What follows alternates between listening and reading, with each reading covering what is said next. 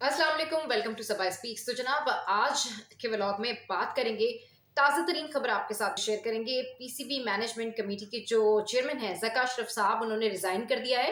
4 fab को उनकी जो तोसी थी, जो एक्सटेंशन थी, वो खत्म होने जा रही थी और उसके ऊपर अब ये कहा जा रहा था कि लेट्स सी कि जो ज़का अशरफ हैं, अगर 4 फरवरी के बाद कोई और ज्वाइन करता है तो फिर टीम में मौजूद जो करंट सेटअप है उसमें जो चेंजेस किए गए हैं वो चेंजेस किस तरह से बरकरार रहेंगे। जस्ट लाइक शाहीन शाह अफरीदी का फ्यूचर क्या होगा, हफीज का फ्यूचर क्या होगा, क्योंकि ये सारा सेटअप तो ज़का अशरफ साहब ने ही तैयार किया था और ये सारी अपॉइंटमेंट्स की गई थी। अच्छा जनाब, अब क्योंकि ज़का अशरफ साहब ने रिजाइन कर दिया है, तो मैनेजमेंट कमेटी के जो चेयरमैन है, और ऐसे वक्त में रिजाइन किया है जब ऑलरेडी बैक टू बैक शिकस्त जो है वो पाकिस्तान टीम हासिल कर रही है, इस हवाले से भी बात करेंगे। ईशान किशन की जो मिस्ट्री है वो क्या है, ईशान किशन के क्या इश्यूज हैं, ईशान किशन वाकई किसी मेंटल फटीक से गुजर रहे हैं या फिर उनकी क्या रिजर्वेशन है, इस पर बात करेंगे। लेकिन ज़का अशरफ के हवाले से हम बात करते हैं कि अब जबकि हमारे जो ज़का अशरफ साहब हैं, उन्होंने ये रिजाइन दे दिया है और उन्होंने कहा है कि मैं इस तरह से काम नहीं कर सकता, और उन्होंने बताया कि फंड्स के लिए उन्होंने कहा था आईपीसी को, लेकिन वो तमाम काम नहीं हो सके। जब वर्ल्ड कप हो रहा था, जब भी इसी तरह की खबरें सामने आ रही थी, मैनेजमेंट की जानिब से जो है वो मुस्तकिल स्ट्रेस पहुंच रहा था, पूरी दुनिया में मजाक बन रहा था पाकिस्तान क्रिकेट टीम का, पाकिस्तान क्रिकेट बोर्ड का, कि वर्ल्ड कप के दिनों में ये लोग क्या कर रहे हैं। नाउ अब जब हमारी T20 सीरीज चल रही है और टीम ऑलरेडी प्रेशर का शिकार है, प्रेशर क्या, टीम ऑलरेडी तजब्बुक का शिकार है कि टीम में हो क्या रहा है, टीम के अपने लोगों को समझ में नहीं आ रहा, लेकिन इंडिविजुअल भी वो परफॉर्म करने के लिए तैयार नहीं है। तो इस मौके पर ज़का अशरफ साहब ने जो है वो रिजाइन कर दिया है और उनकी जगह शखावत साहब होंगे, जो कि अबूरी सेटअप को जो है वो उसकी लीड करेंगे, उसको टेक केयर करेंगे। अच्छा जनाब, अब कुछ बात कर लेते हैं पाकिस्तान वर्सेस न्यूजीलैंड। सो पाकिस्तान वर्सेस न्यूजीलैंड, ये जो चौथा T20 था जो हम अपनी बका के लिए, अपनी डिग्निटी के लिए खेल रहे थे कि शायद इसमें हमारी टीम जीत जाए, लेकिन ऐसा हो ना सका। अच्छा, अब अकलमंदी चेक करें कि साइम अयूब को इन्होंने चेंज नहीं किया, मुस्तकिल उनको चांसेस मिले। साइम अयूब के बारे में स्टार बैट्समैन बनने वाले हैं और साइम पता नहीं क्या चेंज कर देंगे। मैं खुद इस बारे में बात करी थी क्योंकि जो उनकी डोमेस्टिक करियर रहा है उसको देखते हुए लग रहा था कि साइम कुछ मैजिक करेंगे। पहले मैच में उन्होंने जिस तरह से रन्स किए उससे लगा कि नहीं ठीक है, सेट हो जाएंगे, लेकिन जब साइम अयूब ठीक से नहीं चल पा रहे तो उनको एक और मौका नहीं देते, उनको ड्रॉप कर देते। आप उनकी जगह जो बाकी लेकर गए उनको आप खिला लेते। हारिस रऊफ भी परफॉर्मेंस नहीं दे पा रहे हैं, लेकिन आपने आमिर जमाल को ड्रॉप कर दिया। हारिस रऊफ को आपने इतने साल ट्राई किया, हारिस रऊफ को आपने वर्ल्ड कप में भी ट्राई करके देख लिया, लेकिन आपने इस दफा जो मुझे लगता है ये जो फोर्थ मैच की जो हमारी प्लेइंग 11 थी ना, इसमें इन्होंने लगता है कि जो जितने भी एक्सपीरियंस्ड हमारे थे सारे क्रिकेटर्स उनको ही रखा है। इन्होंने कोशिश की कि शायद ये वाला चौथा मैच तो जीत जाए, लेकिन कैसे जीत जाए। आपने ओपनिंग जोड़ी तोड़ दी। आपने आज कह दिया रिजवान ने कि जी ओपनिंग से काफी फर्क पड़ता है, ओपनिंग जोड़ी हमारी टूट गई। दुनिया कह रही है कि भाई अगर आपको रिजवान और बाबर की ओपनिंग जोड़ी से प्रॉब्लम है तो उन्हें मिड में खिला लें। अभी आज उन्होंने रिजवान ने स्टेटमेंट दी है, उन्होंने कहा है कि बाबर ने दिल बड़ा करके अपनी जगह छोड़िए। अच्छा जनाब, बाबर आजम कोई खास कारकर्दगी नहीं दिखा सके। हाँ, 50 के आंकड़े से वो बढ़ गए थे तीनों मैचेस के अंदर, लेकिन उसके बाद वही किंग जो है वो 100 तक नहीं पहुंच सके। हाँ, रिजवान जरूर 90 स्कोर उन्होंने किया, लेकिन रिजवान के ये 90 रन किसके काम आए। रिजवान के स्कोर कार्ड में तो ये इंक्रीज हो जाएंगे, रिजवान के लिए तो ये बेहतर है, लेकिन पाकिस्तान के लिए ये 90 रन काम आए। हाँ, थोड़ी सी डिग्निटी रह गई, वरना और कम रन हो जाने थे। खैर, ये सारा कुछ है हमारी क्रिकेट टीम में। शाहीन शाह अफरीदी के ऊपर बात करते हैं कि शाहीन शाह अफरीदी से पीसीबी या मैनेजमेंट कमेटी वाले कोई दुश्मनी निकाल रहे हैं, या शाहीन शाह अफरीदी को खुद समझ में नहीं आ रही है कि उनके साथ किया क्या जा रहा है। मतलब जो कैप्टनसी शाहीन शाह अफरीदी की है, क्या शाहीन शाह अफरीदी को वाकई उनका करियर जो है वो खत्म करना चाहता है पीसीबी। एक बड़ा क्रिकेटर है, एक बड़ा बॉलर है, आप उसको किस प्रेशर में यूज कर रहे हैं, कहां पर एडजस्ट कर रहे हैं, किस तरह से आप उनसे काम ले रहे हैं। आपके डोमेस्टिक के प्लेयर अभी आप टेस्ट कर रहे हैं, ठीक है। आपने अभी ये सारा प्रोसेस जो है ये ट्रायल प्रोसेस पे रखा हुआ है, इसको चेक कर लो, उसको चेक कर लो, उसको चेक कर लो। यहाँ पर अभी आपकी जो ओपनिंग जोड़ी है उसको रिजर्वेशन है, रिजवान बाबर के मसाइल चल रहे हैं, बाबर परफॉर्म नहीं कर पा रहे हैं, दुनिया उसके बारे में बात कर रही है। और यहाँ पर जो मैनेजमेंट कमेटी के चेयरमैन है वो रिजाइन कर देते हैं। मतलब PCB throughout top to bottom इंतहाई बुरा हाल है हमारी जो है ना वो क्रिकेट का।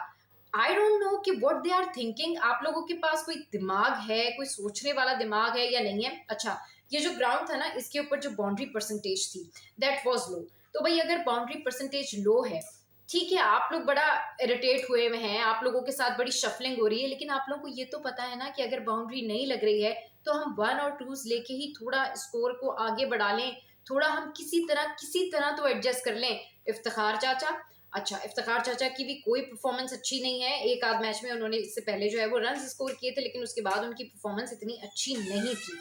अब जब उनकी परफॉर्मेंस इतनी अच्छी नहीं है तो फिर इफ्तिखार को रखने की उस मैच में जरूरत क्या थी? आप किसी और डोमेस्टिक के प्लेयर को चांस दे सकते थे उस मैच में, लेकिन आपने किसी भी डोमेस्टिक के प्लेयर को उस तरीके से चांसेस नहीं दिए। और जिनको दिए हैं तो फिर आपने उनको इतने चांसेस दिए हैं कि वो परफॉर्म भी नहीं कर रहे, जस्ट लाइक साइम अयूब, तो आपने उनको टीम में रखा हुआ है। अब आपने जब साइम अयूब को टीम में रखा हुआ है और साइम आपको परफॉर्म नहीं करके दे रहे हैं, तो प्लीज अभी जो एक और मैच होना है उसमें कुछ कोई सेंसिबल सिलेक्शन कर लें, बट ऐसी सेंसिबल सिलेक्शन देखने को नहीं मिल रही। अब जबकि रिजाइन आ गया है जका अशरफ साहब का, तो शाहीन शाह अफरीदी का एज कैप्टन करियर क्या होगा?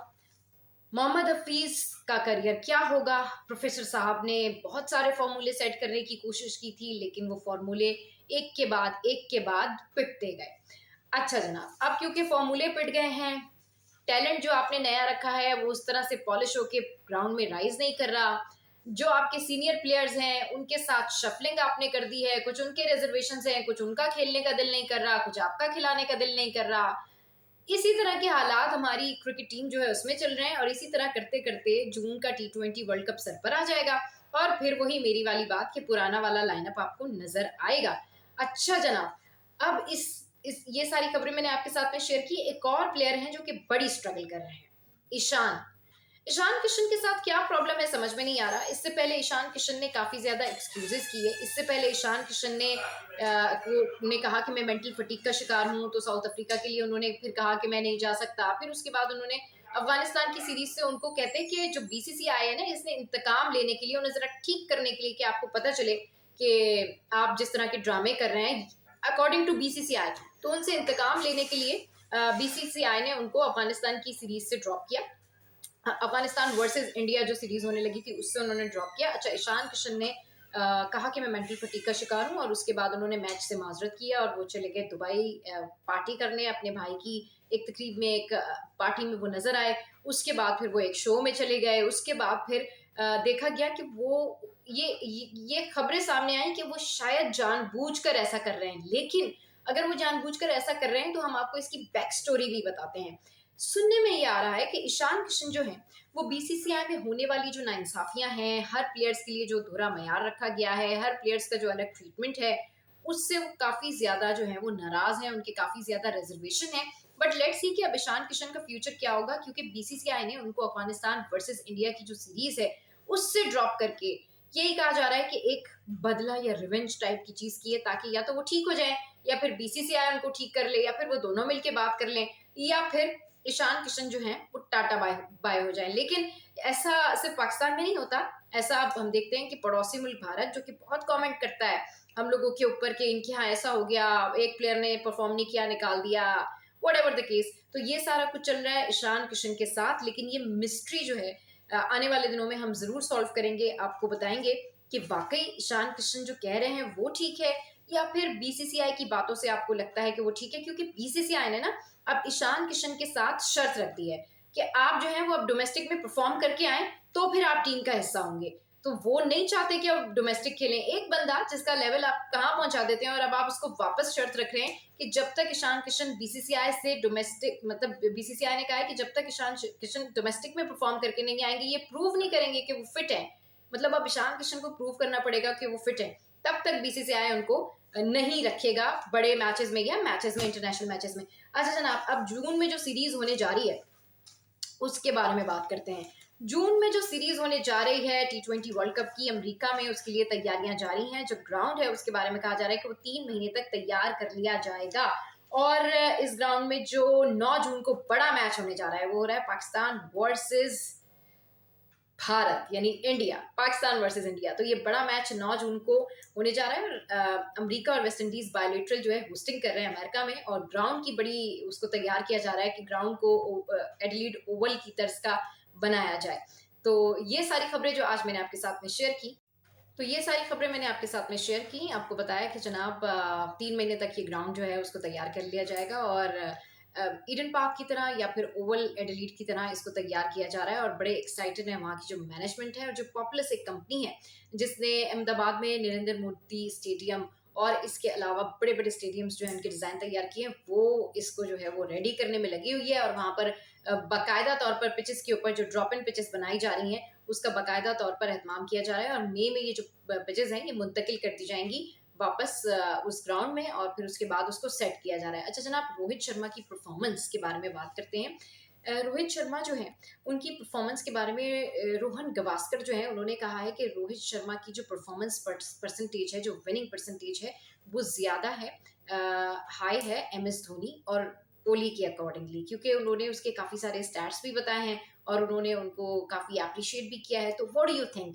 क्या वाकई रोहित शर्मा का जो परफॉर्मेंस रेट है, रोहित शर्मा की जो परफॉर्मेंस परसेंटेज है वो हाई है कोहली से और MS धोनी से? क्या आपको लगता है कि वो MS धोनी और कोहली से ज़्यादा अच्छे कैप्टन हैं? और जो कुछ वर्ल्ड कप के बाद इंडिया में उनके साथ हुआ, IPL में उनकी सिलेक्शन के टाइम पर पांड्या वर्सेस रोहित शर्मा का जो हमने एक देखा comparison, what do you think? इसके ऊपर ज़रूर कमेंट कीजिए और बताइए। इसके अलावा मज़ीद खबरें भी मैं आपके साथ में शेयर करूंगी और स्पोर्ट्स के मज़ीद व्लॉग भी आपके साथ लेकर आऊंगी। ऐसे ही हंसते रहिए, मुस्कुराते रहिए, ख्याल रखिए अपना, और चैनल को लाइक कीजिए, सब्सक्राइब कीजिए। सबा स्पीक से फिलहाल इतना ही।